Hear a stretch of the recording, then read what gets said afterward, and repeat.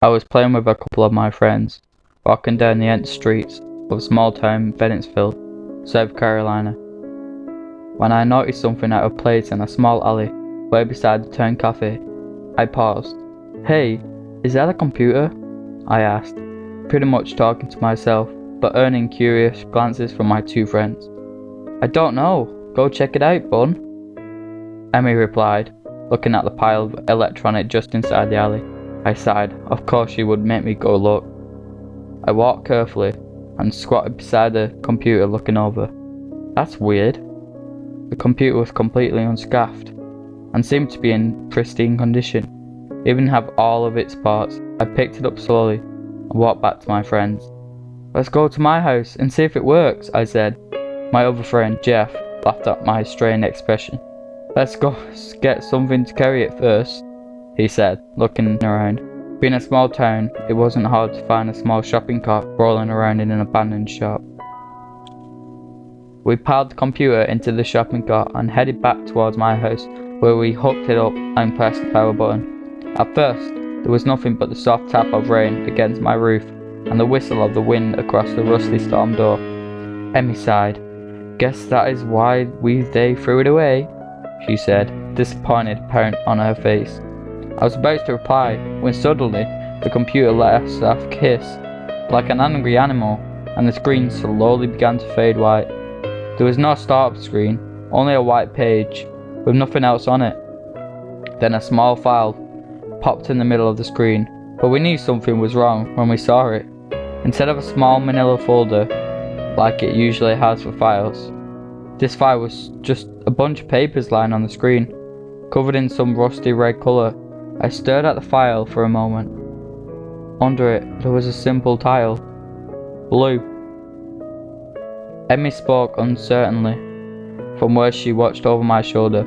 "I don't like this," I nodded silently, unable to speak. Jeff, on the other hand, just grinned. "I wonder what it is," he chirped excitedly. I could never understand how Jeff was always so happy about everything. His grin just widened as he saw me, confused. "Click it," he said, leaning down close over my shoulder. I bit my lip in apprehension but followed his orders, double-clicking the small file. The file opened and showed two text documents with unreadable names, and an MP3 file simply named Blue, just like the folder. I looked at the weird text documents, trying to decipher a secret message in the symbols somehow. "This is really weird. Click the song Cassie," Emmy murmured softly. Sounding unsure even to me, I rolled the pointer on the song icon but paused. "This doesn't feel right," I said, feeling the urgent need to shut the computer off and run away as fast as possible. Jeff just rolled his eyes and put his hand over mine on the mouse, double-clicking the MP3. I shivered at his cold touch and looked at the screen. The screen stayed white for a moment, and then suddenly burst into colour as pictures of a young boy played alongside a chilling song. I couldn't understand the lyrics of the song, and they seemed to be in a high-pitched voice, almost Vocaloid-style voice. It had a sad, lonely tone to it, one that reminded me of my grandma, the one who died 5 years ago. Tears came to my eyes, and I took a shuddering breath, paying attention to the images. How is this possible? It was an MP3 file, wasn't it? Why are the pictures? I watched as the screen flipped from frame to frame. The first picture was that of a young boy smiling at the camera. Next to him stood a woman whose eyes seemed to be dimmed, almost as if she was dead. Then it showed him sitting in the lap of a man who looked to be in his late 30s. This man's eyes held the same dimness as the woman's, and his hand seemed to hang limply off the side of the chair.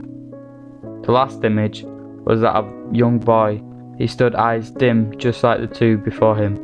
He looked around, the age of 7 or 8, maybe, and he had a defeated look on his face.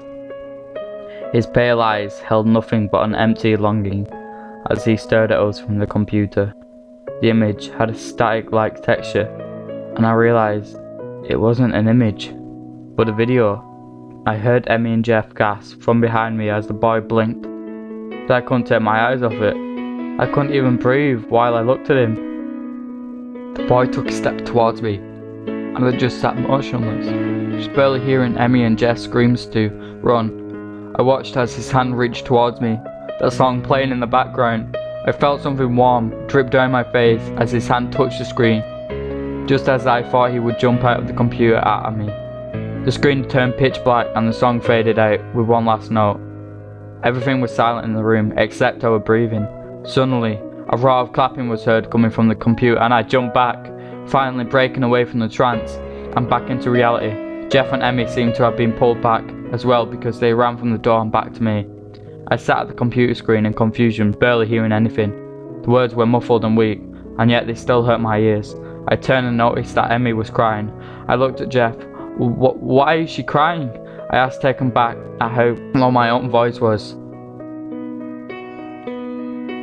Jeff looked at me and grabbed my hand, pulling me towards the bathroom. He dragged me to the mirror and pointed. I looked at the small mirror in this shocked horror. My face was pale, almost as white as Jeff's, but not quite. My ears were still there, but they had a small river of blood running down them, explaining how hard it was to hear, and my eyes held the same dead feeling that the boys did. I stared in terror at myself in the mirror. My reflection looked back, no emotions passing through the thick wall of my eyes. "This can't be happening," I said, touching my cheek. Jeff nodded. "It's happening, alright." Emmy walked in just then. "Guys, you might want to see this," she said, looking weary and frightened. Jeff and I followed her back into the spare bedroom, where I put the computer, and I noticed the computer had switched back on. But now the screen held no files. The only thing on it was a small timer slowly counting down the minutes. To what I don't really know. The current countdown time was 1 hour, 39 minutes and 3 seconds. We looked at each other uncertainly and then back at the timer. "What is it counting down to?" I asked. Most obvious question. Jeff shrugged. "Countdown till self-destruction?" he asked, chuckling lightly at his own joke. I shuddered and noticed something else. "What the hell? It's not even plugged up," I said, picking the energy cable and holding it where they could see. Emmy shuddered and stepped back. "We need to get rid of this computer," she said, shaking her head. I noticed her usually tan skin was pale white and her entire body seemed to be shaking. "I think you need to take a nap, Emmy," I said softly, touching her shoulder. The second I touched her, she collapsed. She limped to the ground and a pool of blood strayed around her as she paled even more and all of her emotions drained from her face. All that was left was her eyes, now a dim green colour, as they stared off into the different nothingness. I let her croak scream and backed up, straight into Jeff. I spun and noticed that his features had contorted. He was no longer happy, go-lucky teen I had known before. A huge grin spread across his pasty white skin, and his wide eyes were bordered with a black. He chuckled darkly, and I stepped back, tripping over Emmy's body. "What the hell are you?" I asked, tears streaming down my blood-stained cheeks. Jeff let out a small gasp as he realised I could see through his mask. But I didn't give him any more time to react. I jumped up and ran towards the door, slamming it behind me and running towards the woods next to my house. What the hell am I doing? I always get mad because in scary movies they run to the woods. But no, here I am, and I do the exact same thing. My legs burn with effort as I push myself onwards, trying to run as fast as possible. Suddenly, I swerve to the left and run smack into a large tree. I feel everything whirl around me, and then it was dark. Current countdown time, 0 hours, 9 minutes. I wake up a few minutes later and hear a crack from the woods around me. I sit up and terror runs through my veins like glass. Tears roll down my cheeks as I press my back to the tree and I close my eyes, simply waiting for my end to come. I have no God to beg to. Even if I did believe in him, that were the odds I will make it to the heaven with all the sins I have committed. I'm sure that I have somehow managed to commit all of these 7 sins at least 5 times. Suddenly, my heart began to pound loudly. So loud in fact that it drowned out all the sounds of the forest. Ba-dum, ba-dum, ba-dum. I listened to the sound of it as I slowly began to feel sleepy. I opened my eyes and saw Jeff standing right in front of me. I couldn't think straight as I smiled at him. I felt so light and dreamy, almost like mist. Jeff gave me a huge smile and leaned down close so that his cheek touched mine and his breath tickled my ear.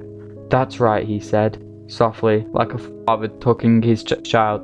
"Go to sleep."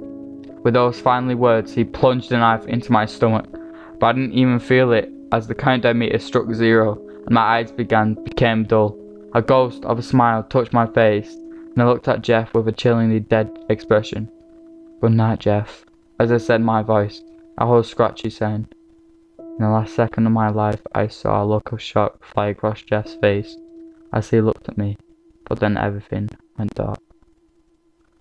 Current countdown time, 0 hours, 0 minutes, 0 seconds.